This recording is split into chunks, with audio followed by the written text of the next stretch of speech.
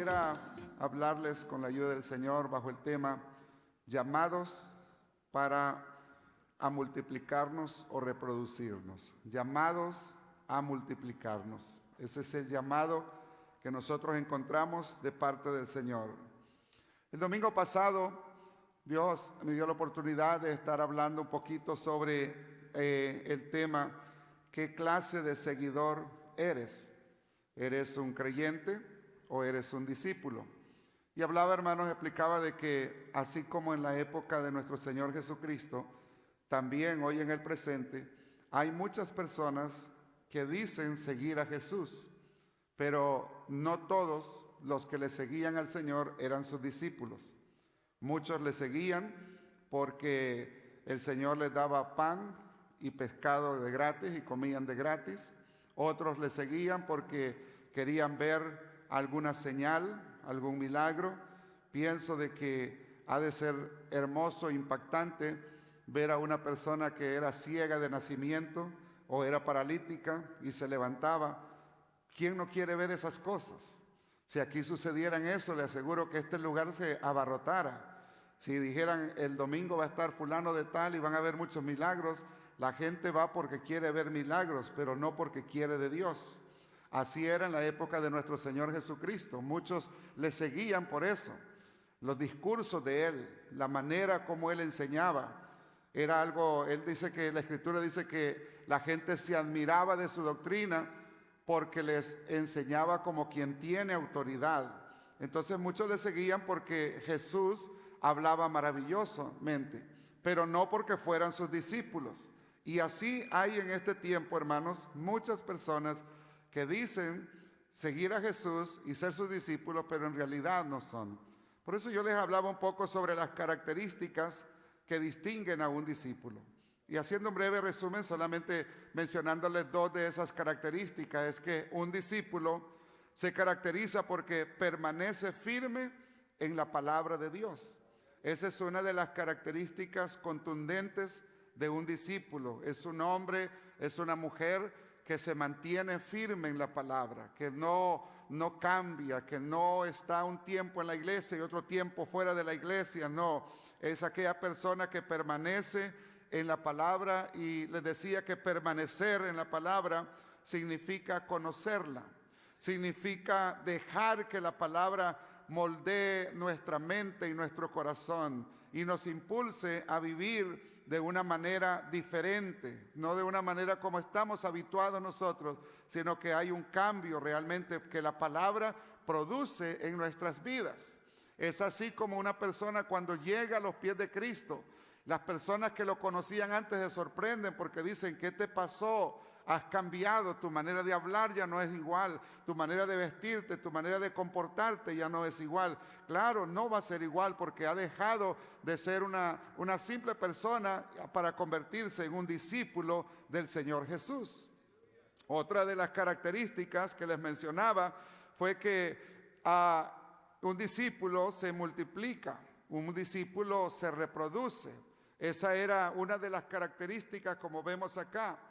Dice que en la época de la iglesia primitiva, poco antes de la muerte de Esteban, aunque todavía la iglesia estaba en Jerusalén y no habían sido esparcidos, dice que crecía la palabra del Señor.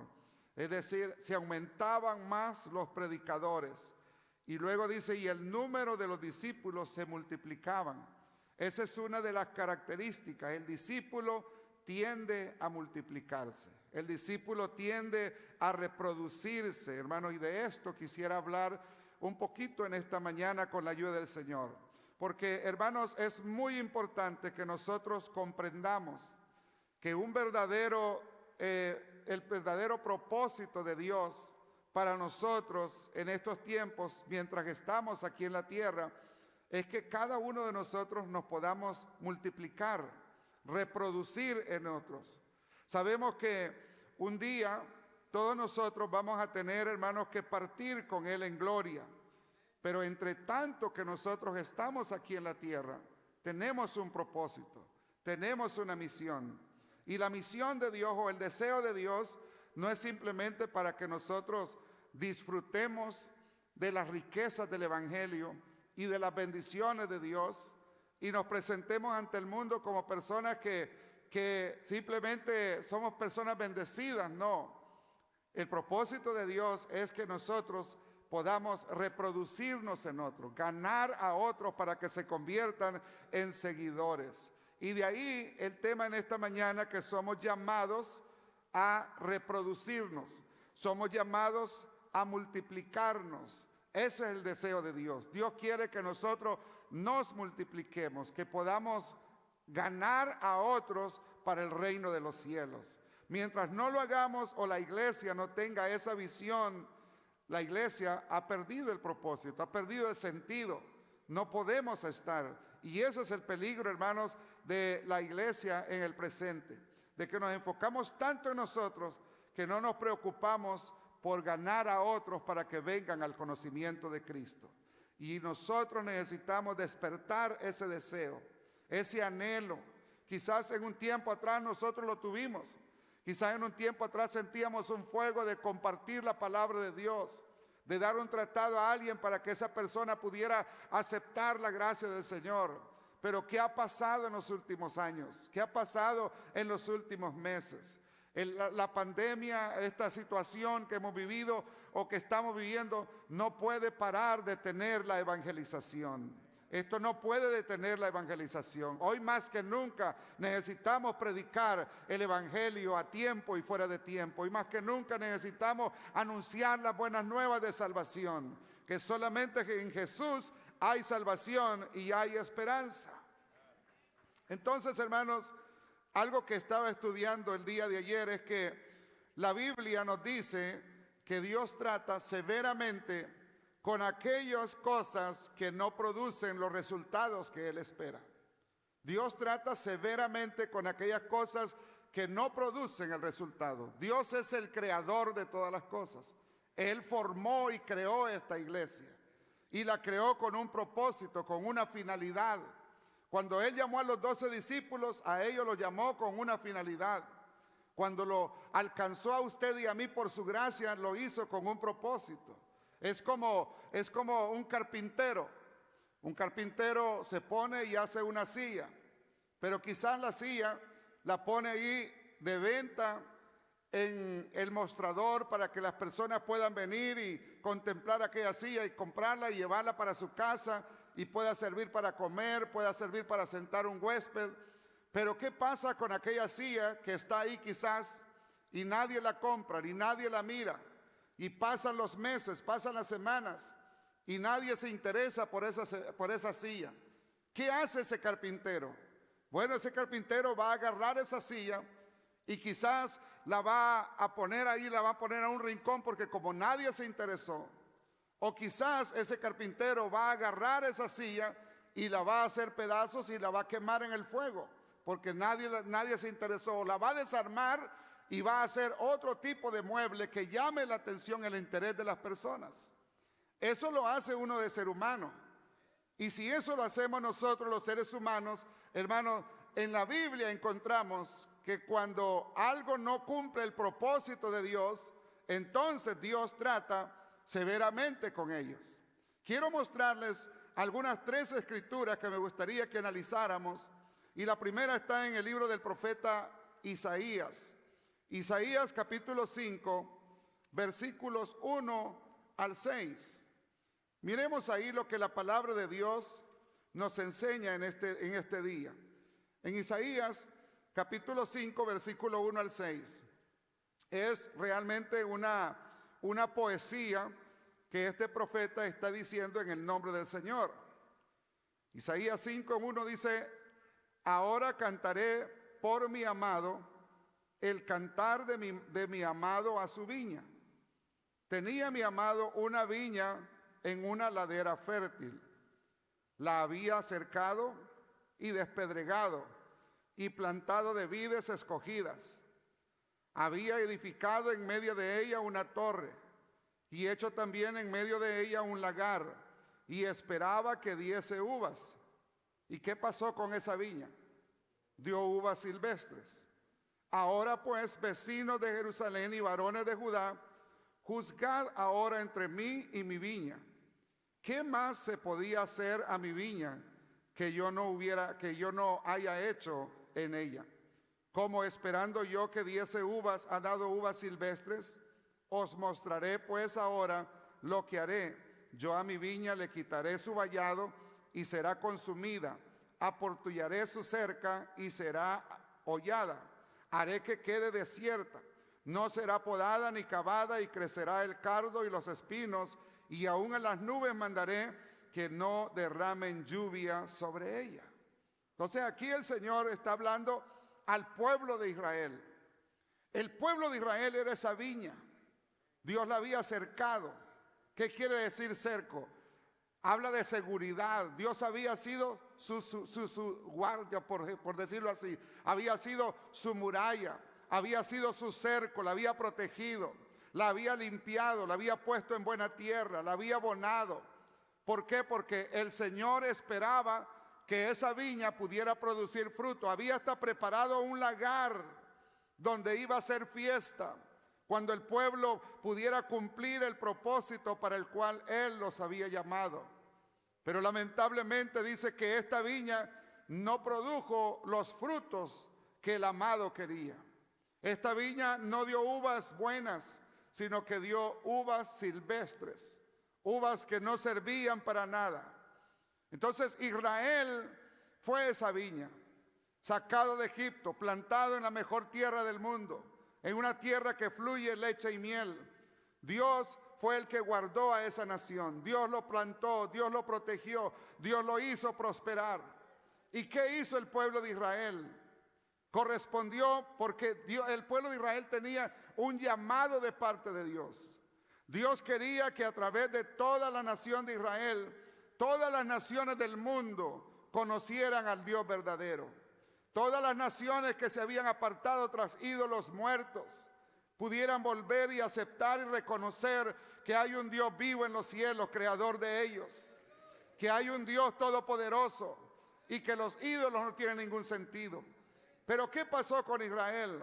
Israel, hermanos, en la prosperidad que Dios les dio, este pueblo se convirtieron, esa prosperidad vino a convertirse en una maldición, porque en lugar del pueblo de Israel que le sirvieran a Dios, que hablaran a sus vecinos y le dijeran: miren, vengan y adoremos al único Dios verdadero, miren, vengan y sirvamos a este Dios. Es un Dios que bendice, es un Dios que salva, es un Dios que prospera, es un Dios que protege. Vengan y sirvamos a este Dios, vamos a loarlo a Él juntos. Este pueblo no hizo eso, Israel no hizo eso. Israel lo que hizo fue adaptarse a la cultura de ellos, adoptar los cultos idólatras y traer sus ídolos a sus casas, a su tierra, a la tierra que Dios le había dado. Es decir, en vez de este pueblo anunciar a los cuatro vientos quién es Jehová, el único Dios verdadero, y decir a todas las naciones que solamente Él es Dios arriba en la tierra y abajo en la tierra, arriba en los cielos y abajo en la tierra, el pueblo de Israel se volvió a las cosas materiales, se volvió, hermanos, a los deleites de este mundo, se volvió a la idolatría, no dio testimonio de Dios. Entonces Dios dice: esto es lo que voy a hacer. Voy a quitar su vallado. Voy a ordenar a las nubes que no hagan descender la lluvia. A ver qué pasa con este pueblo. A ver qué pasa. ¿Por qué? Porque no ha cumplido el propósito para el cual yo lo llamé. Y en esto, pensando en esto, quisiera hacerle una pregunta yo a usted. ¿Qué ha hecho Dios con usted? ¿Qué ha hecho Dios con usted? ¿Qué bendiciones usted ha recibido? ¿Y qué estamos haciendo nosotros para corresponderle a todo ese bien que Dios nos ha dado? Piense por un momento en esta mañana. Me gustaría que reflexionara y mirara su vida internamente, mirara su pasado y mire su presente, cómo Dios lo tiene, de qué manera Dios ha cuidado de su vida, de qué manera Dios lo ha bendecido a usted. Le ha dado salud, le ha dado comodidad económica, le ha dado bendición, le ha dado liberación, como dice nuestro hermano Castro. ¿Y qué estamos haciendo nosotros para corresponder a Dios? ¿Estamos sirviendo a Dios fielmente como Él lo merece? ¿Estamos hablando de su poder con aquellas personas y le estamos diciendo, miren, el Dios mío es un Dios real, es un Dios verdadero? Este Dios nuestro es un Dios que puede salvar a las personas, que puede transformar los corazones. ¿Qué estamos haciendo nosotros? ¿Les estamos testificando a otros de sus maravillas? ¿Estamos compartiendo el mensaje de salvación?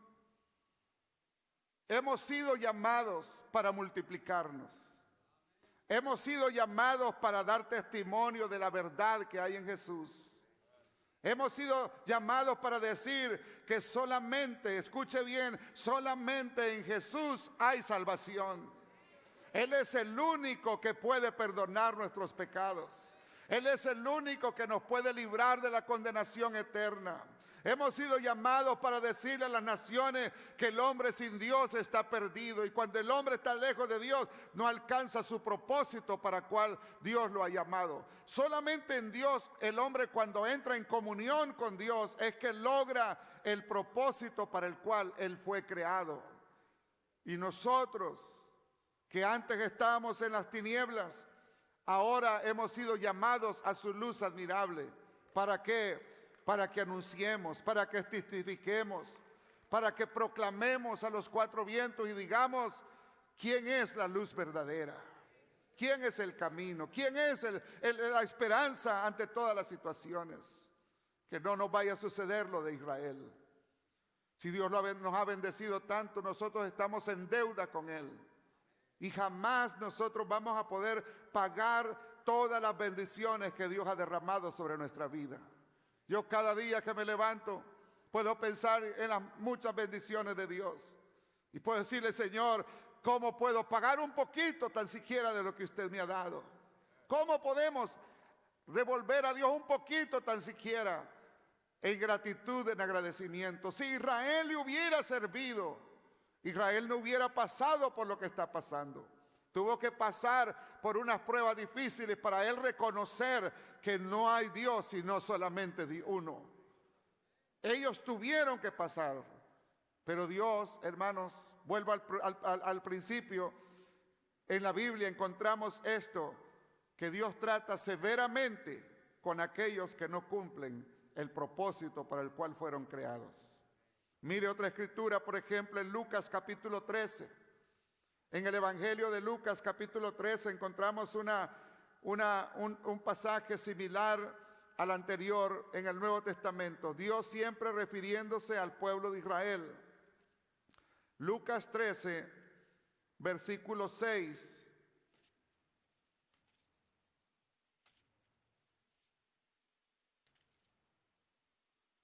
Dice la palabra del Señor. Dijo también esta parábola. Tenía un hombre una higuera plantada en su viña y vino a buscar fruto en ella y no lo halló. Y dijo al viñador, he aquí hace 3 días que vengo a buscar fruto en esta higuera y no lo hallo. Córtala. ¿Para qué utiliza también la tierra? Si no está dando los frutos que yo quiero, ¿para qué la tenemos acá? Está utilizando la tierra. Él entonces respondiendo dijo, Señor, déjala todavía este año hasta que yo cabe alrededor de ella y la abone. Y si diere fruto bien, y si no, ¿qué dice la palabra? La cortarás. La cortarás. Entonces, el punto que yo quiero enfatizar, hermano, es que Dios trata severamente con aquellos que no cumplen su propósito. Entonces, si Dios les ha bendecido a nosotros, es porque Él quiere que nosotros cumplamos con ese propósito. Y si el llamado de Dios es a reproducirnos, entonces tenemos que buscar nosotros desesperadamente la manera cómo hacerlo. No podemos quedarnos tranquilos. No podemos sentirnos, hermanos, cómodamente y dejar que el tiempo pase. No. Tenemos que preguntarnos, ¿qué estamos haciendo? Quizás esto no tenga nada que ver con perder la salvación, pero recuerde, todos nosotros en el tribunal de Cristo vamos a estar delante del Señor. Todos nosotros estamos destinados para una eternidad en gloria. ¿Y cómo nos vamos a sentir cuando nos demos cuenta de que personas que Dios puso al lado de nosotros están condenadas en el infierno por una eternidad? Yo creo que no nos vamos a sentir muy cómodos. Yo creo que no nos vamos a sentir muy tranquilos. A ver, te puse ahí a esta persona para que le hablara de mí. ¿Te acuerdas cuando aquella persona te llamó, que estaba con aquel dolor y te pidió que fueras a orar y no hiciste nada? Te excusaste porque tenías una salida con tus amigos, porque tenías un partido de fútbol, porque no querías perderte la película la preferida tuya, o porque ibas a hacer unas fajitas y preferiste mejor las fajitas que ir a orar por esa persona que hubiera creído en mí y me hubiera servido con todo su corazón. Creo que cuando estemos delante del Señor no nos vamos a sentir cómodamente si vamos a enfrentarnos de esa manera.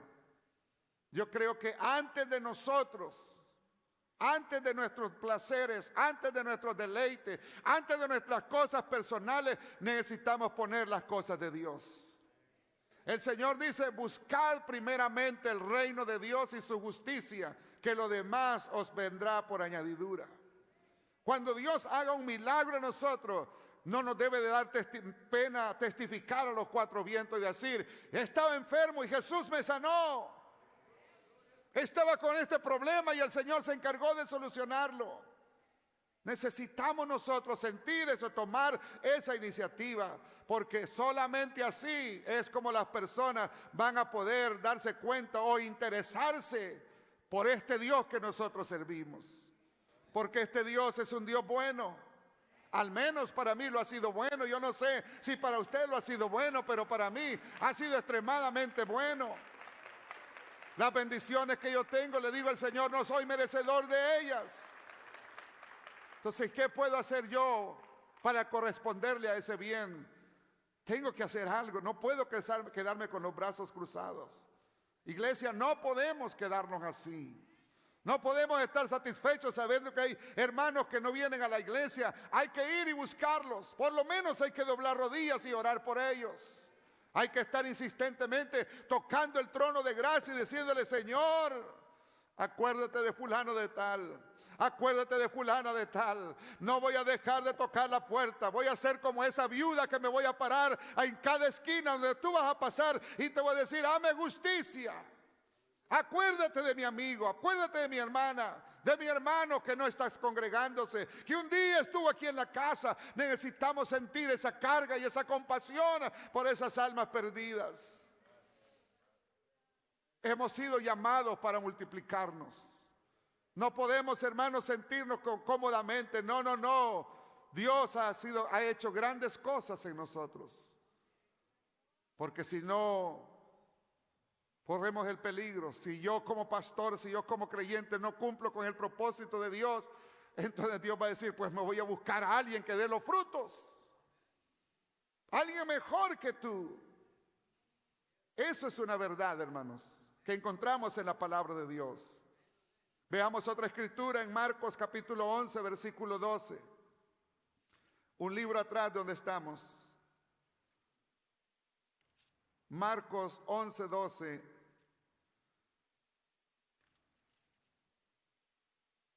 Al 14.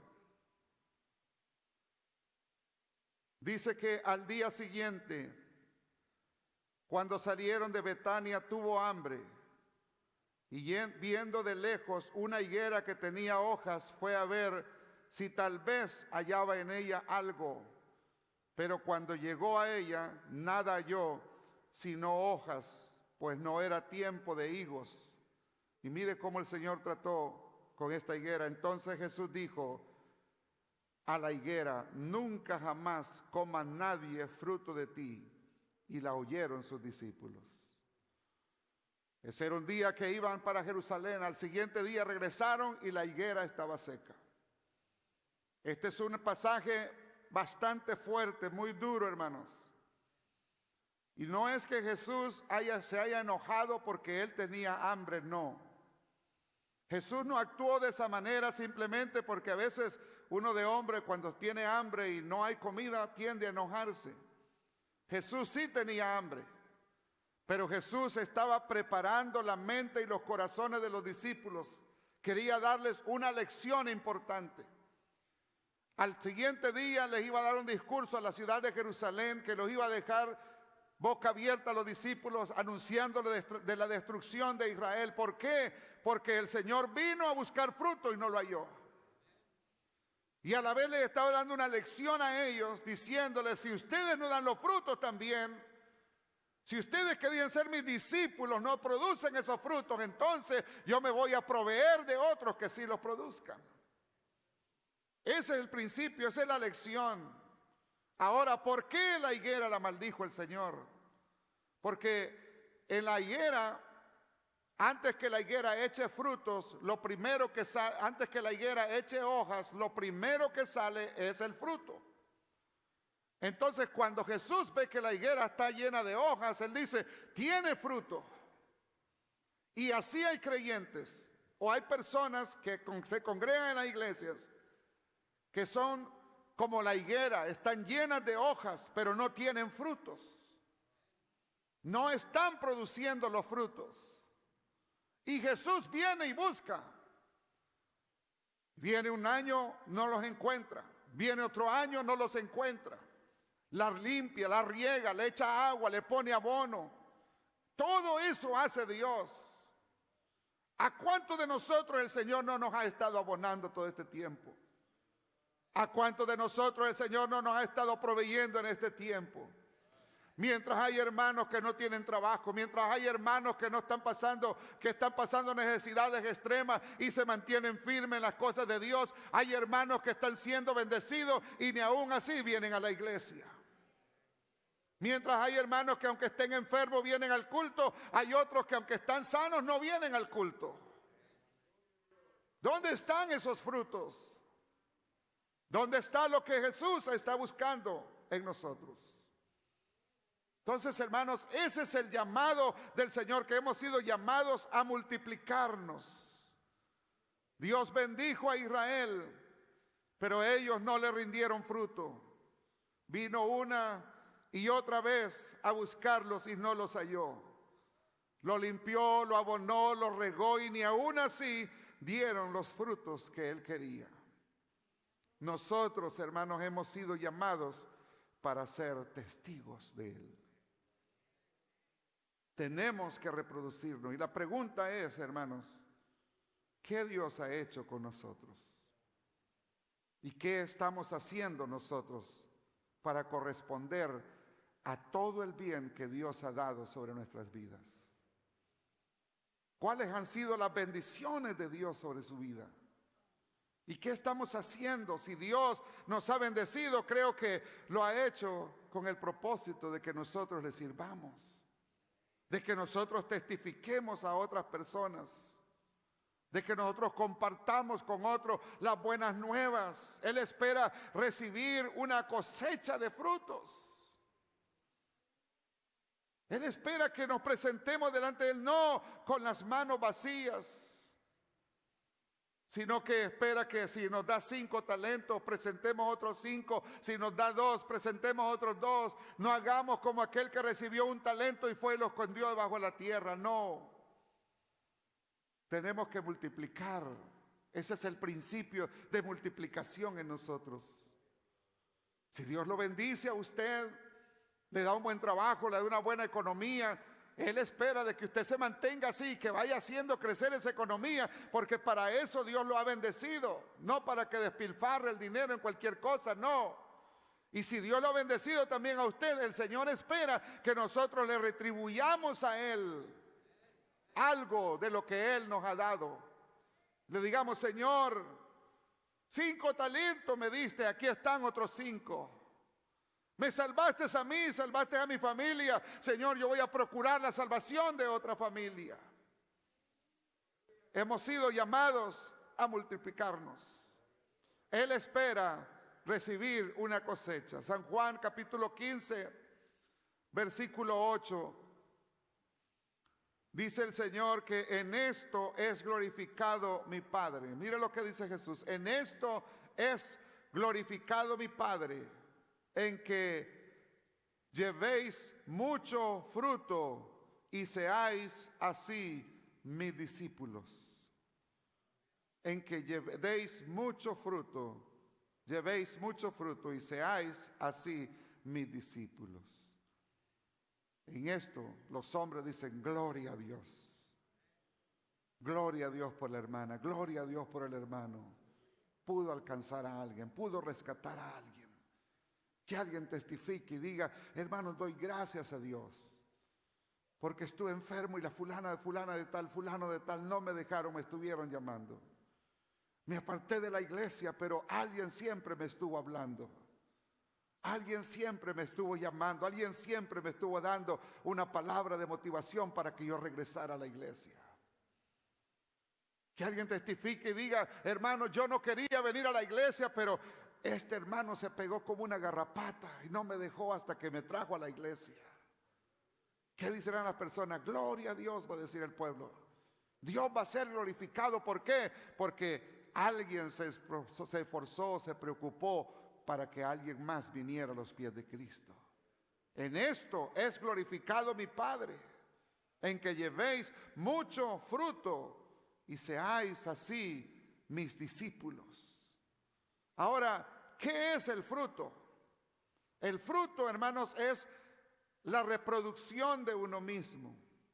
El fruto es, en botánica, el fruto es la parte de las flores que contiene las semillas para su maduración, a fin de que la planta pueda reproducirse, a fin de que la planta pueda multiplicarse, pueda generar otras plantas de su misma especie.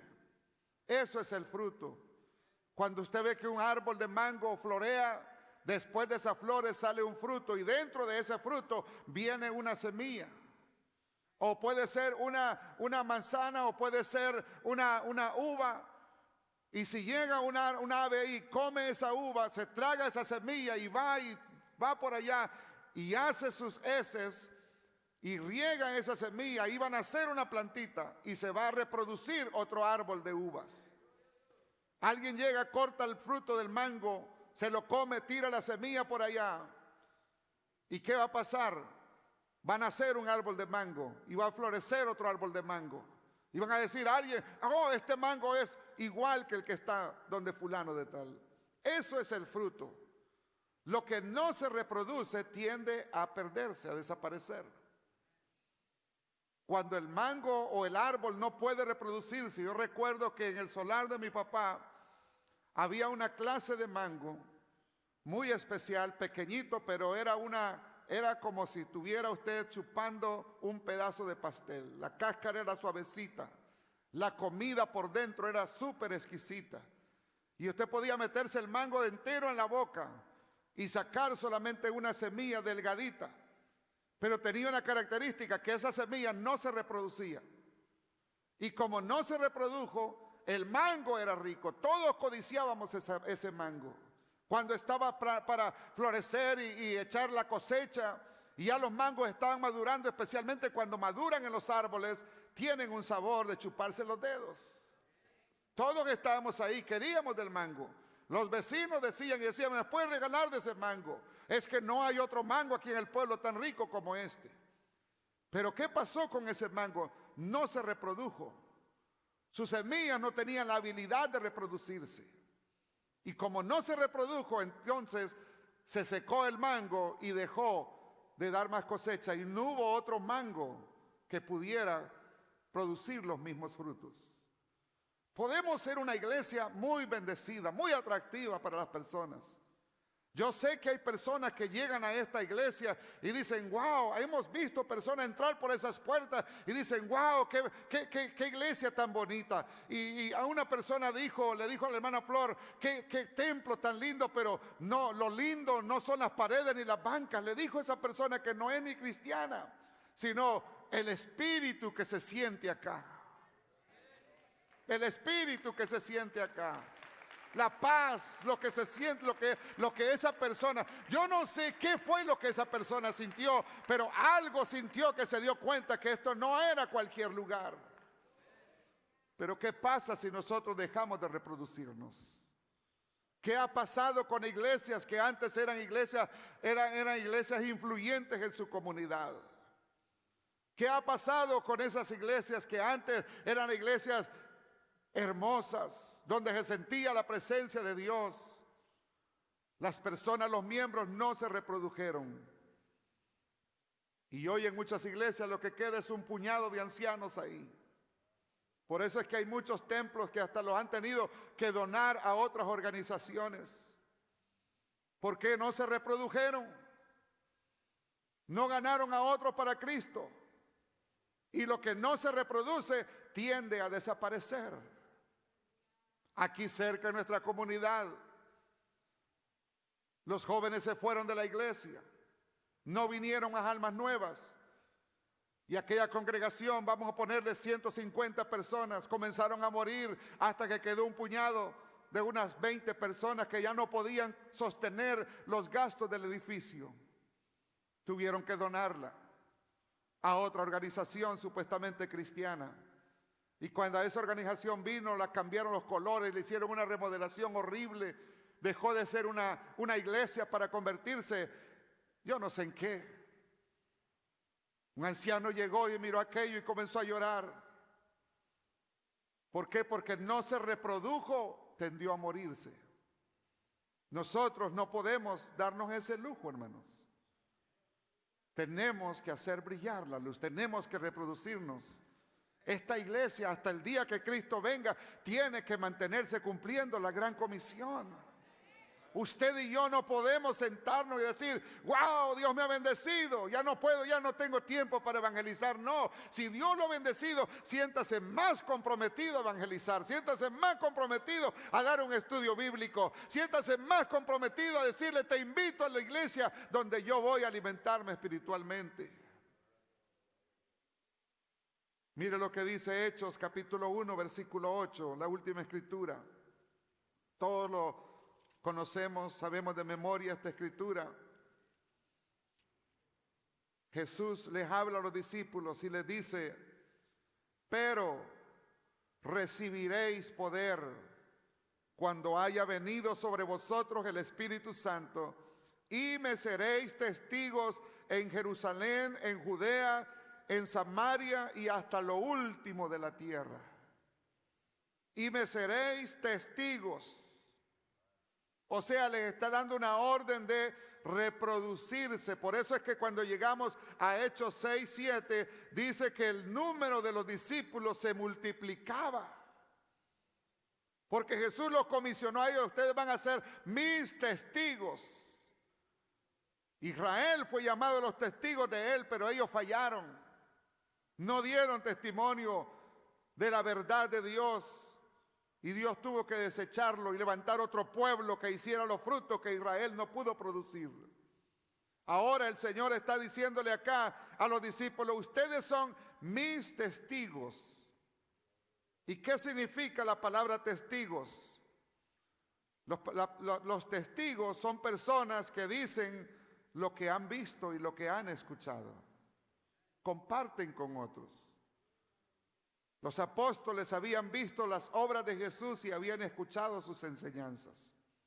Los apóstoles lo habían visto a él colgado en un madero cuando lo bajaron algunos siervos de José de Arimatea, que fue el que pidió el cuerpo. Los apóstoles lo vieron cuando lo envolvieron y lo metieron en un sepulcro. Lo vieron cuando él murió, pero también lo vieron después de resucitado. Y ellos tenían que ir, la misión era, tienen que ir. Ustedes son mis testigos, vayan y testifiquen. Vayan y digan, el Cristo que yo predico no está muerto, Él ha resucitado.